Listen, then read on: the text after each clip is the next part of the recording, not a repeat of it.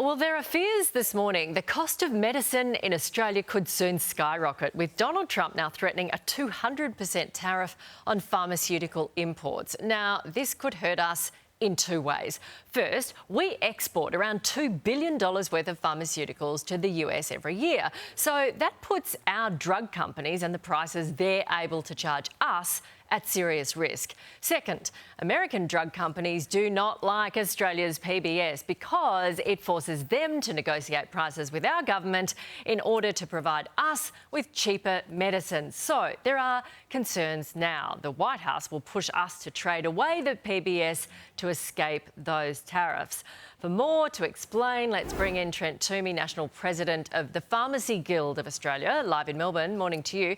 Let's start with that 200% tariffs on Australia's drug companies. If Mr Trump pulls the trigger on those, how would that impact prices here at home?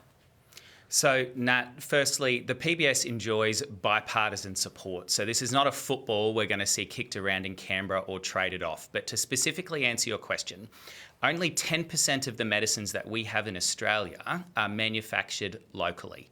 Now, if we are importing 90% of our medication, we can't afford to lose that domestic manufacturing capability. And if those drug companies like CSL in Melbourne are slapped with a 200% tariffs on exports to the United States, that's going to make their companies unviable here in Australia if they become solely reliant on the domestic market.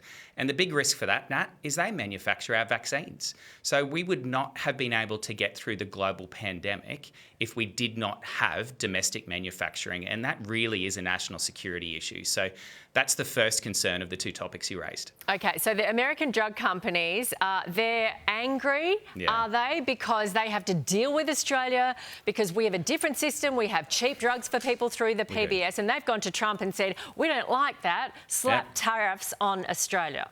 That's exactly right. Okay. Now, the first thing you all need to realise at home is the price you're charged by your pharmacy is actually going down, not up.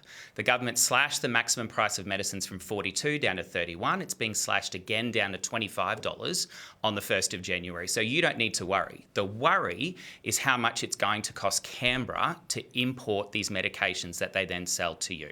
And the real worry there is that if President Trump forces the companies in America to charge less, that drug company is still going to want to make their global profit, Nat. So they're going to push the price they charge our taxpayer up.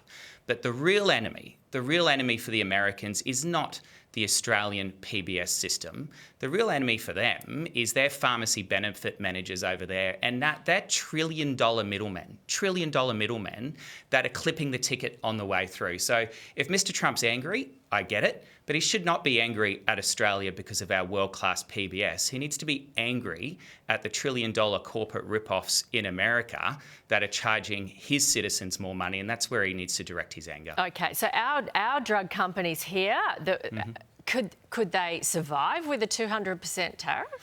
Well, that is the largest market. So they're really going to struggle, right? And so if you cannot have domestic manufacturing in Australia, Nat, if you're only reliant on 27 million people. It just doesn't work. So the only way domestic manufacturing works in Australia with our high energy and our high wages, and that's just a fact, is if we rely on exports. And if the biggest market of our exports, the United States, slats on, correct, then it just starts to crumble and fall apart. And that just means when, the next time we have a global pandemic or the next time supply chains start to fracture, other countries are going to do quite rightly what they should and say, sorry, you're not allowed to export to Australia. We need that for our domestic purposes, and our country goes without. Yeah, so it's not really a price at the pharmacy issue, Nat. It's more of a sovereign manufacturing issue that we need to protect. We've got two issues. So even though the Treasurer says the PBS will stay, we don't want our government paying huge amounts of money to swallow that price increase either. 100%. Look, it's going to keep going. I know it's complicated. We're trying to explain it. We're trying to get you to explain it, and we will in months to come. Thank you very much, Trent.